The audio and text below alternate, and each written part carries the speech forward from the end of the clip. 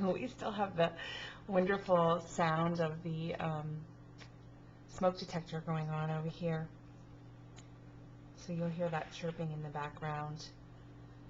The actual component is not working. It's not a battery, which is what I thought.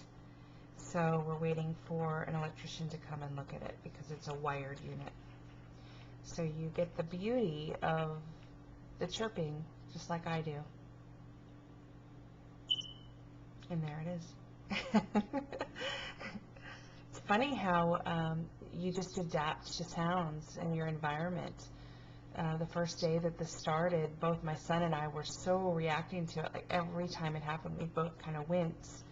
And now we're sleeping through it. We're adapting to it. Life just goes on. Lifing.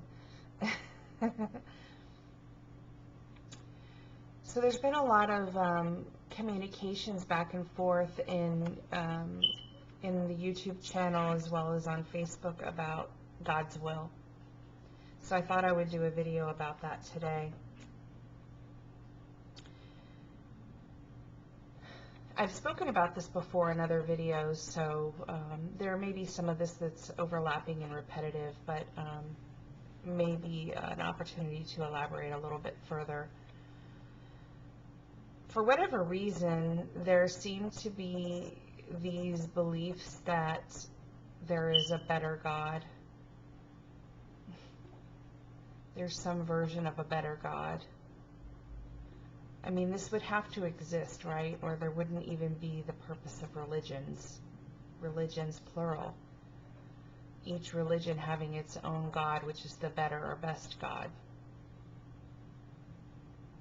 And there's nothing here in the story of Kelly that's mocking or making fun of religion, any religion. They're all beautiful. There's nobody here that's pointing to one and saying it's wrong or it's inappropriate. That's not what's happening here at all. I can only ever speak from the experience of Kelly, because apparently that's all I've ever known.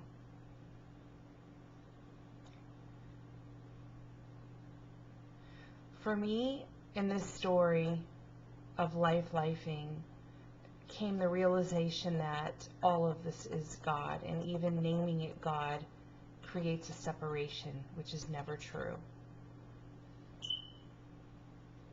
So it'll point to everything that seems to be happening here, all of the happenings happening, each of them is God. This included is God. Nothing is separate from that. That being whatever you call it. Every time it's named, it's separate, and therefore that's where the suffering comes from. Whatever happens or doesn't happen in this is out of my control in this apparent experience of Kelly. There's no controlling any of this. And what happens here is just this realization that it's not anyone's job to micromanage God. I let go of that belief, even though it rears its head. God, which is all of this, does not need to be micromanaged.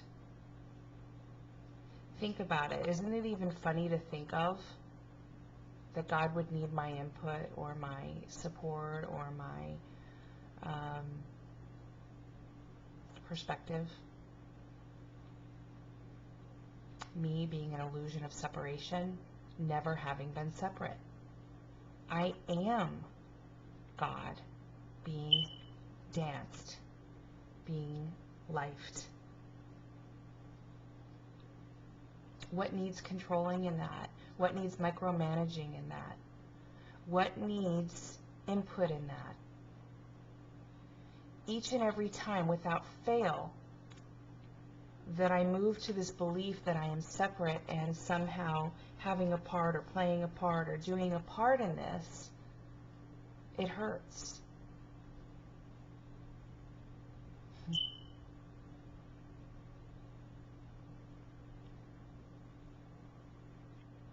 Yet to hold on to this belief in being this human that's stumbling about, making wrong choices, creating havoc, suffering, that certainly doesn't feel good either. And then if you look at it from the perspective of God lifing this experience of Kelly, then that feels like a puppet on strings. So how is it possible to notice what is going on here without any suffering being involved? That's the ultimate question, and the ultimate thing that people seek to find is peace, happiness, contentment, adjustment to what is. Well, since you've never been part of or separate from what is, it is just noticing. That's all that's here. That's all that's left.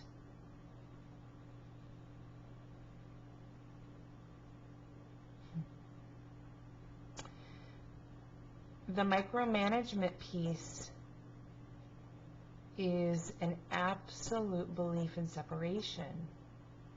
I've got to do it. I need to do it right. I need to do it now. I need to do it perfectly. I need to do it appropriately. I need to do it so that God will approve of this.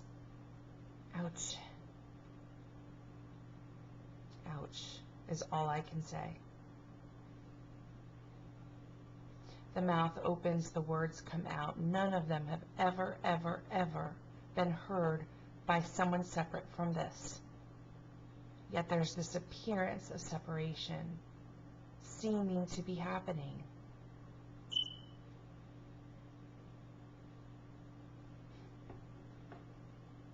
The illusion is always so absolutely grand. It is grand. I was talking today on Facebook about language and words.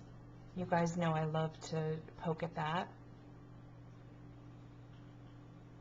These symbols that we use to communicate here.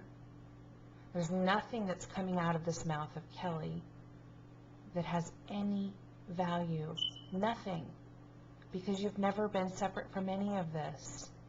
There's nothing I can point to here that it isn't already known. That's the greatest hilarity and humor in all of this.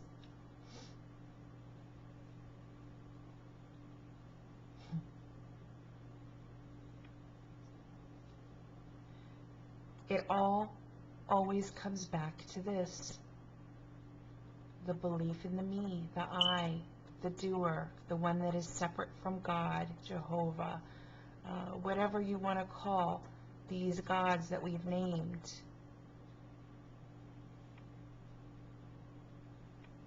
I was raised Catholic. I've said many times I love Catholicism. I think it's such a beautiful, beautiful ceremony. When I walk into the church, I get goosebumps still because it's always been such a beautiful experience for me.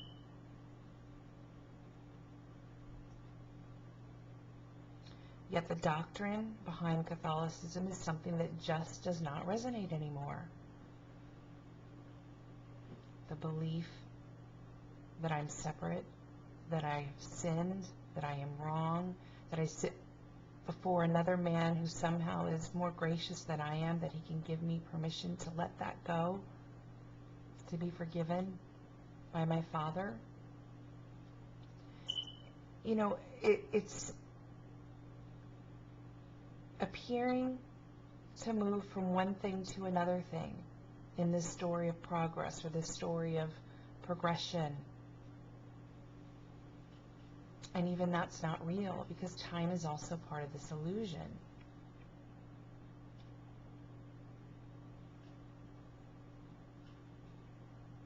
What is happening here, what appears to be happening here, you've never been separate from it. I've never been separate from it. There is no you or I. Even naming those creates that separation.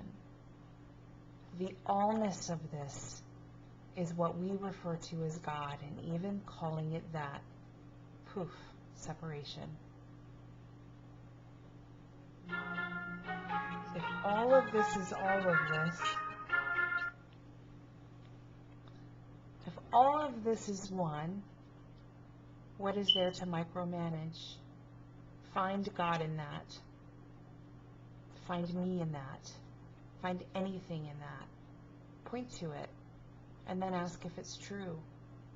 Can you absolutely know that it's true?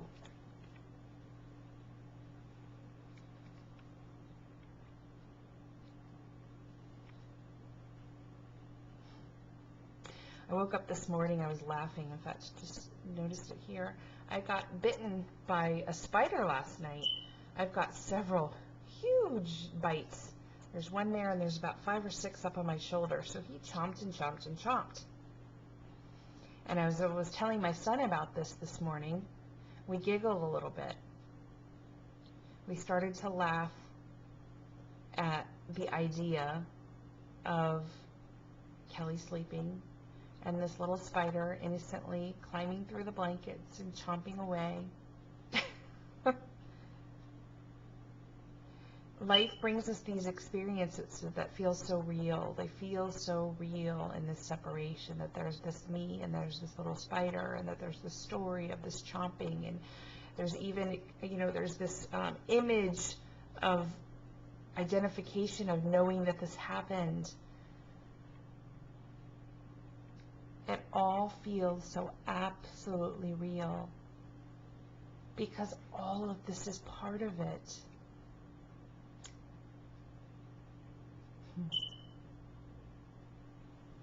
When you catch yourself trying to micromanage God, just laugh. Notice it happening. Notice the doer kicking in. Several of you have even asked me my thoughts on prayer. Prayer to God. All of this is prayer. Every movement, every brushstroke, every sound, the beeping of that alarm, the bite of the spider, wherever the heck it is, it's all part of that. All of that is prayer. Every movement, motion, sound, response, reaction is part of it.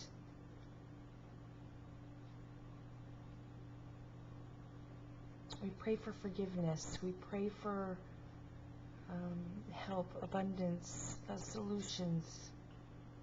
All of those things are part of this. What more is needed here? It's all here. It's never, ever been separate, not even once.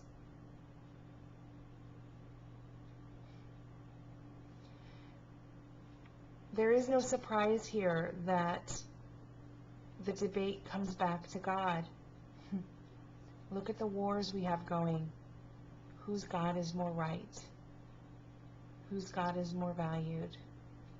This is centuries upon centuries of wars, killing, fighting, and even that is part of the illusion. There's no need to justify or defend or debate any of this.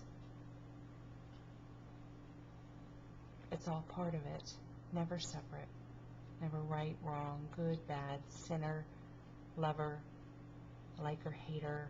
They're all labels for part of this.